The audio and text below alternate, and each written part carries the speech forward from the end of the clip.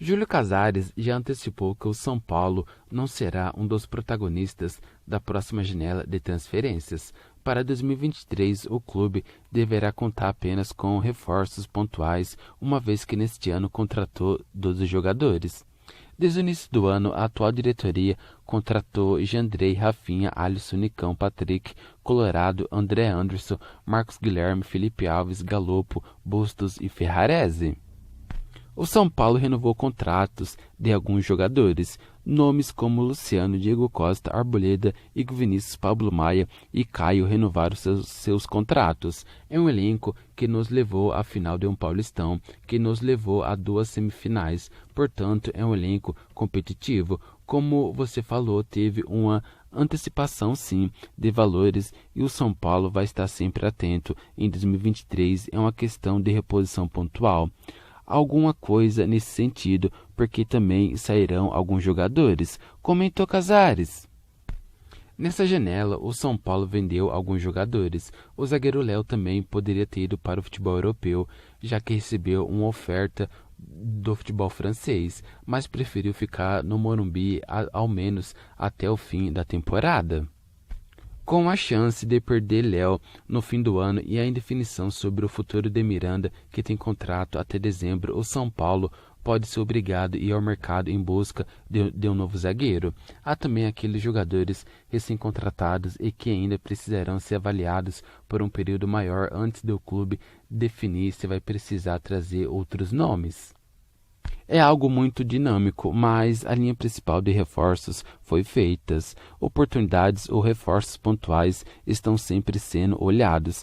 Tem jogador que chegou há pouco tempo e você precisa ter um olhar mais amplo para avaliar tecnicamente. Finalizou! O atacante Caleri chegou a 100 jogos pelo São Paulo no Clássico contra o Corinthians no último domingo no Morumbi. O momento, porém, é desfavorável ao jogador que vive a sua maior seca na temporada, justamente às vésperas de uma decisão. No Clássico, Caleri entrou no segundo tempo. Rogério Ceni escalou um time reserva no início da partida e o jogador teve poucas oportunidades e deixou o campo em seu 7º jogo seguido sem anotar gol, o que ainda não tinha acontecido em 2022. O último gol de Caleri foi na vitória sobre o Red Bull Bragantino por 3-0 pela 22ª rodada do Brasileirão. Depois disso, ele foi titular contra o América Mineiro e Flamengo pela Copa do Brasil, Fortaleza pelo Brasileirão e nos 2 jogos contra o Atlético Goianiense pela Sul-Americana. Ele começou no banco contra o Corinthians no último domingo e no Clássico contra o Santos. Contra o Cuiabá, ele foi poupado e nem viajou ao Mato Grosso. Nos últimos 25 jogos, Caleri anotou apenas 4 gols. Ainda assim, o argentino continua como artilheiro de São Paulo no ano com 20 gols. O período sem gols de Caleri coincide com o momento em que o São Paulo vai precisar muito dele.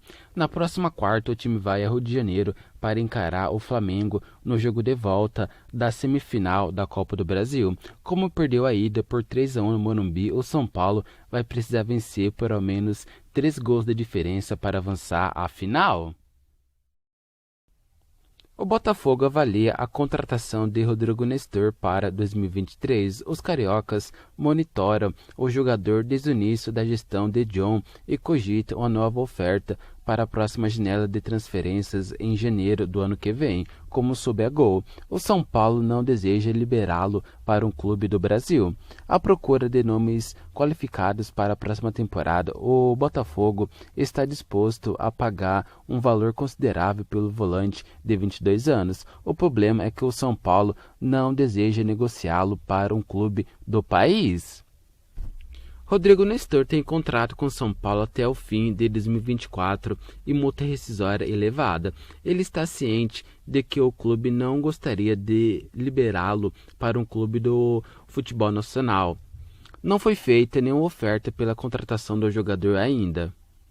Em março deste ano, a diretoria do Botafogo fez sondagem pelo volante e estava disposta a pagar 5 milhões de euros por 80% dos direitos econômicos do meio-campista. A negociação, contudo, não foi aceita pelo São Paulo.